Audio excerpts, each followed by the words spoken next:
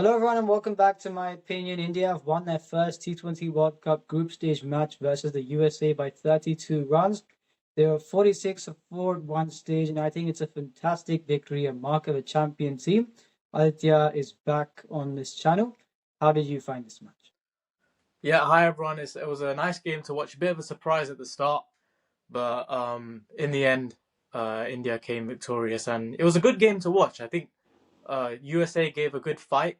It was certainly unexpected, but yeah, India to at the end. In the end, India were always going to win. I mean, people always knew that they were going to win. I posted a preview video where I mentioned the conditions in Mumbai for internationals and the IPO, and I'd said they were about the same. And in both those, it said batting first 1-4, batting second 1-5. For IPO, batting first 1-3, batting second 1-4. But I'd said when batting first, the margin of victory had been greater, a minimum of 30 runs. I think the lowest margin was 12 runs in an IPO match, although chasing a 200 plus score. But if India had batted first, I'd preferred for them to bat first. And when USA won the toss, they chose to bowl first. So I thought it was good for India. And once again, we're seeing a 32-run victory when the team batting first has defended a score on not a high-scoring one-kidder surface. The ball is moving around as we have seen, but I also said the finger spinners would get purchased, and the wrist spinner also got purchased here. So I think on this type of surface, to bat first to get the 160 odd, India got a good score and defended it. So now we're going on to the playing 11s, where for India, I've said many times, they're looking to extend their batting depth. I don't think it's necessary, and we saw that today. It didn't make a difference.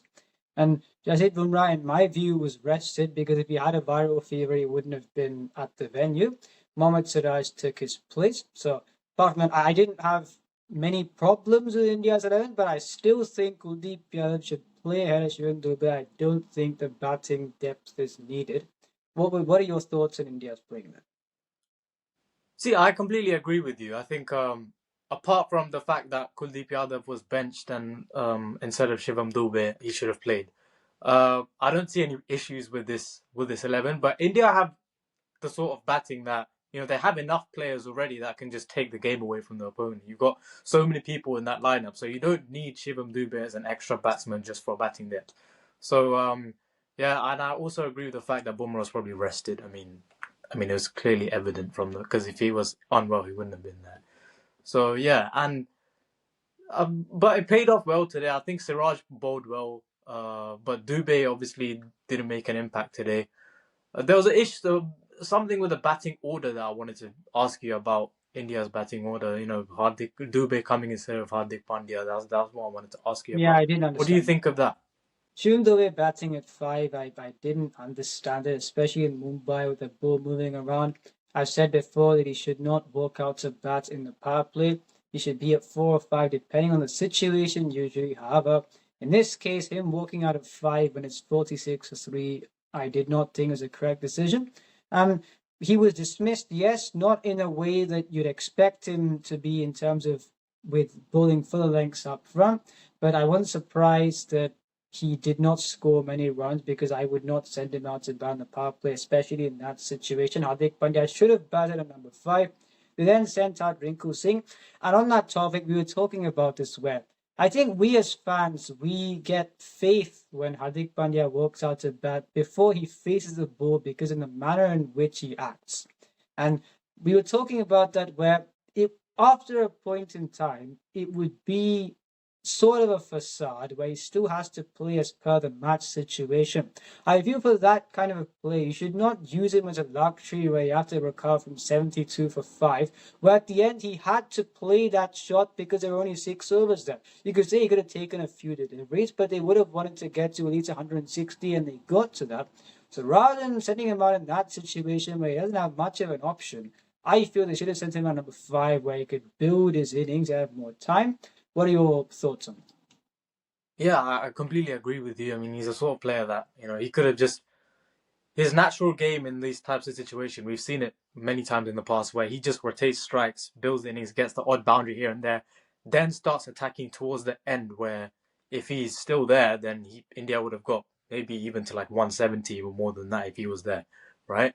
And then you would have Shivam Dube to come in where he's not under pressure and he will score, right? And I think today most of the batsmen, in like the Indian batsmen today, they got out with careless shots. They weren't like bamboozled by any deliveries. We saw Abhishek Sharma, Ishan Kishan as well, and Shivam Dube coming in playing that careless shot.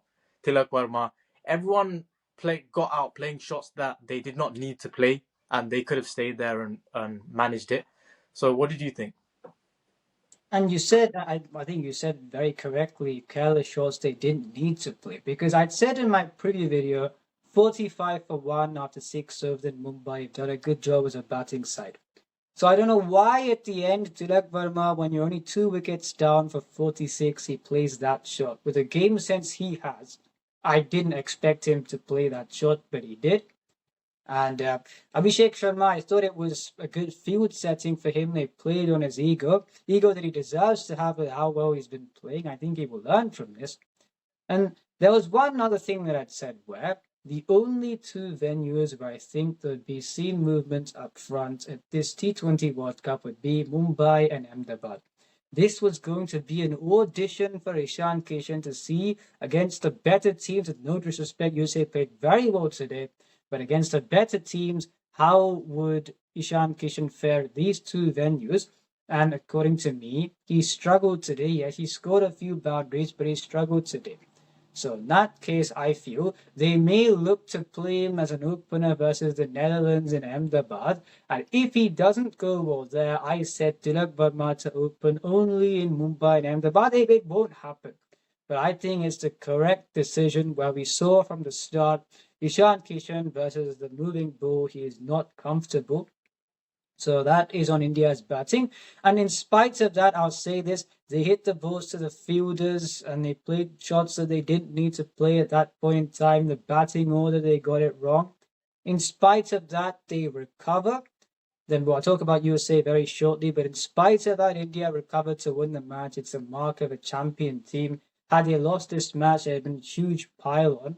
But I think since they won the match, then you've got to say that the mark of a champion team is indicated by this victory. Yeah, completely agree. I think it was a brilliant knock by Surya Kumar Yadav. He held his nerve right till the end, and then the way he attacked the fast bowlers towards the end, he saw out the spinners, and then he attacked the bowlers. So a bit unlucky for USA having a couple of injuries there, but you must say USA, like I love the preparation that they did, especially getting out Abhishek Sharma first ball. They expected him to attack from the start. They put a deep cover out because they know that he liked going over cover against the Pacers at the start. And yeah, he played right into the trap, I think. And even in the field, we saw USA were pretty tight. They didn't let any easy runs in the field either. So it was a good effort by USA. But I think towards the end, the injury of Ali Khan really set them back, I feel. And on that, where we saw the ground fielding is very good, they put down a few catches. You talked about the Ali Khan injury, and you may think, why am I mentioning this player? He's a very big player, and I think he should be mentioned because we were talking about this how you see players either when they're batting, they get hit by the ball, they need magic spray, or they dive and they dive with a certain technique and they pick up injuries. The only player that I haven't seen that happen to is Virat Kohli. And before how he bats or anything, I feel what players should learn is how, and it's not about going to the gym or all those things, it's how he maintains himself to do the correct things, not by going to the gym or when he's batting. But I feel, okay, let's say if you're facing challenging conditions, what's the best I can do to make sure I'm not hit by the ball? And also, what is the correct way I can dive? Do I need to dive at this point in time? You see how people use the phrase put the body on the line. Virat Kohli does that. Yet he can do so in a way where he does it a lot of the time. Yet he's able to maintain himself and not pick up injuries through those. So I think it's a learning before batting, before looking at all the, let's say, 50s, 100s that he scores. It's simply where when he's on the field, when he's fielding, and also when he's batting, how he prevents injury. So that's on that. See, You with can use it. with just one point here, with USA and plenty of other teams out there, it's more of the inexperience. Like, you could argue today USA adrenaline rushing through their body. They were playing against India in Wankhede, which is a big moment for them. Playing a World Cup match against India, them being on top of the game as well. And because of that, they're just like in that moment of time, your body just wants to give it everything, right? So I think that's what happened with Ali Khan over there. You could tell he was giving it his all. And yeah, you talked about Virat Kohli. I think the thing about him is he's very calculated with the way he does things. So with him, he doesn't dive unnecessarily when he doesn't need to do it. He tries to run as much to cover the ground first to the ball, and that's why very rarely you see him diving, stopping boundaries, because he's able to do Very good point. so quickly by just covering the ground. He's that fast and quick on the outfield. So those are the small things there that he has above a lot of the people, his fitness level. So I think that's what's leading to all these like injuries and diving and stuff like that. It's a very good point what you said. I didn't think of that point. Very good. When players, when it just gets the boundary and they pull the ball back in, it looks so spectacular. How often have you seen Virat Kohli have to do that? He's calculated, Yeah, you said, and I think that's what players should learn from. And looking at USA's 11, they played the team that I'd said they'd play. Now, I'd said wrist spinners find it difficult at the 1K. Mohammad Mohsin bowled very well. And I think for USA, Shadley Van Schalkwijk and Saurabh Netravalkar are power play bowlers. Ideally, they should bowl 4 overs each up front. The gamble they've got to take is that their only dual phase bowler is Ali Khan, and he couldn't bowl his last 2 overs. So that means even if he had to bowl, then they had to bowl someone like a Shubham Ranjane so that they could make up those overs. I think Shadley Van Schalkwijk, when he got 3 wickets, he should have bowled out earlier. They didn't know Ali Khan was going to be injured then. I think it could have got their advantage further. They played brilliantly, but I think it's these moments of inexperience where they think you have to bowl bowlers at the end. These are reputed bowlers. They should bowl at the end. You should understand the phases of strength of each bowler, which is why Saurabh Netravalkar in the first 2 overs did not bowl badly, but none for 23 and 2. When you see that, you're saying, okay, he's going for runs. What did I can bowl at the end? When he's not a death bowler. I think that was where the point of inexperience was where they lost it towards the end, but they played very well. And looking at USA batting effort, I think it also would be talking about the way the questions for India were answered to an extent. First of all, if Siraj is attacked, if he goes for a boundary, Andre's house hit him for 6, how will he respond? And he responded very well today. And for USA, I thought 162, still when Andre's house hit that 6, the confidence was still there. It's not as if when India got to 160, it's not as if the confidence was deflated. Unfortunately, and this is what people aren't understanding, wherever venue they play, and I won't blame USA for this because even more experienced teams don't do this. They think you have to get 60 and 6 overs wherever you play. They're hitting 162. And you saw what happened in the first innings. The opposition tried to get boundaries. They lost 4 wickets. So why are you doing that? You're in a position of strength. There's no need for you to play those shots. And we saw the dismissals. What are your thoughts? see, I think this is why it's very important for for there to be an anchor even in T20 cricket like Virat Kohli, just to see it through, and then they can hit towards the end and take that pressure off the lower order or like the middle order to come in at the end, like someone like a Hardik Pandya or Shivam Dube can come in at the end and play freely. So I think that's the issue. Everyone just trying to go at it straight away without really thinking about it, and just trying to score runs, too many runs at the start, and being greedy for runs and boundaries at the start. That's the issue, and you don't really in this power play, you don't really need to power the ball over the fielders. That you can just time it into the gap and you'll get 4. So yeah, that's something that people need to think about nowadays. I mean, like when Virat Kohli used to play, he would just play his natural games, hit singles here and there. He would be about 50 of like 40 balls, and they'll accelerate at the end, which is fine. And I spoke in my preview that these players, the USA players, are technically sound. And I still think they are. And Andre's house was playing well. He defended when he needed to, and he hit the 6 when the opportunity presented itself. And when he talks about calculation, you look at the option Andres House took, where the fielders are inside the circle, half volley hits it for six.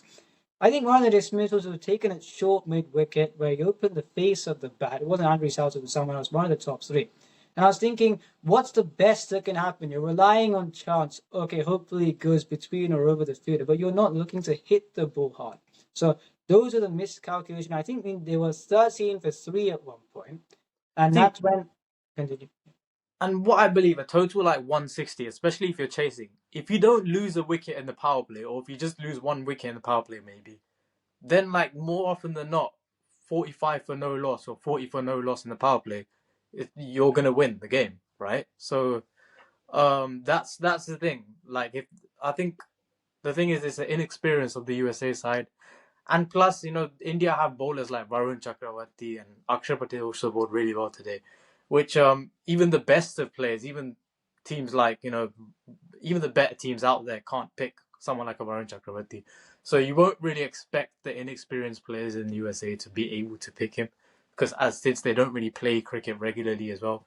So yeah, but I think it was a good effort, good match to watch by the USA. It was very good from them, and I spoke about Sanjay Krishnamurti. I think he's a very good player. I've seen him play in Yeah. the MLC. Someone who's technically sound and can score runs quickly. He batted for a while today, and I think the only explanation for sending Shubham Ranjane at that point in time, when he was not able to run, is because they may not have trusted Harmeet Singh. They may have viewed him as someone who could bat at the end, and rather than batting with more overs to spare. So they sent out Shubham Ranjane. It looks like he scored 37 off 22, but I feel sending him out was one of the main reasons why Sanjay Krishnamurti's wicket was lost, because he thought he had to be the aggressor when preferably the other player should have been the aggressor. And Milind Kumar's also scored 34. Unfortunately, I think it's a brain fade that can happen to him because of the uniqueness of the dismissal. People may say something about it, but I think at that point in time he wanted to get a run, so he just Yeah, wanted I to mean, you shouldn't forget that they were also under a lot of pressure because the run rate was climbing up, like 11 and over, 10 and over, and they had a lot of wickets falling as well. So not a lot of this wickets, but happens. still, I'd say you're right that they saw the run rate was increasing, so they just looked at it. Yeah, they were probably thinking like, you know if we lose another wicket here, are there enough batsmen to come who could achieve the target by themselves, and all of that, it must have been going through their minds at the time. So a lot of pressure within, and they're not very experienced. They're very inexperienced. So that stuff is all right. It can happen. So that, I think for USA, that'd probably be about that. In fact, I think it'd be a shame if they aren't at full strength for the rest of the matches, because they gave it everything in this match, and hence they suffered injuries because of that. They've taken a few chances. I think USA, they probably would have won this match, I think. And so I think very well done to them, especially with the way 77 for 6, and it was the inexperience that showed. The field settings was very good, the ground fielding was very good. So well done to USA, I think. And for India, when I say the questions have been answered, I said Mohammad Siraj responded when he was hit for 6. He picked up 3 wickets. And Shivam Dubey, I think, was off the field. Sanju Samson was brought on the subfield. I think Shivam Dubey was off the field. He didn't bowl. I thought in this case, Hardik Pandya didn't need to bowl 4 overs if Shivam Dubey was included. But I think in that case, wouldn't it make more sense? Surely not. And then they will think, okay, 77 for 6, we need the extra batting depth when he didn't do anything. Kuldeep Yadav, if he had played, as you said, they struggled to pick Varun Chakravarti. They'll struggle to pick Kuldeep Yadav. I think he should play. And that is on that for India, I think. Is there any more something to add from your side? Or is that No, I just think USA should be proud of the way they played. I think they gave a good effort. And but at the end of the day, for India, even Indian fans out there, it's a win for India, and they're starting the World Cup on a win. So it's an important win that they've got the 2 points or whatever they're going to get under their belt. So that's how we should look at it, not like, oh, they struggled so much against USA. No, it's a win. A win is a win, and it's a good start for India. these wins they build character. And when you say they struggled against USA, there's no given right for someone to beat someone by a big margin or to not lose to anyone at some cost. I think it's where a lot of the time the reason why it's overplayed is because there's a sort of a social anxiety to it, to say what will the others think if I lose to them? Yeah. But your process is for you. So I don't believe until you can't lose to them and all these things. Yeah. So See, exactly. It's T20 cricket at the end of the day. One performance or a couple key moments here and there can change the game. And it's a World Cup. I mean, if you're qualified to play in that World Cup, every team is there because they have something. They've tried hard enough and they're good enough to be there. So each team are. There's no team that you shouldn't be worried about or should go into every match thinking this is a final. yeah, so Matt, I think I've said what I need to say. Do you have anything else to say, or should I? No, I think we covered everything, to be honest, in this video. If you enjoyed this video, please like and subscribe, share with your friends, and remember, these are our opinions. What are yours?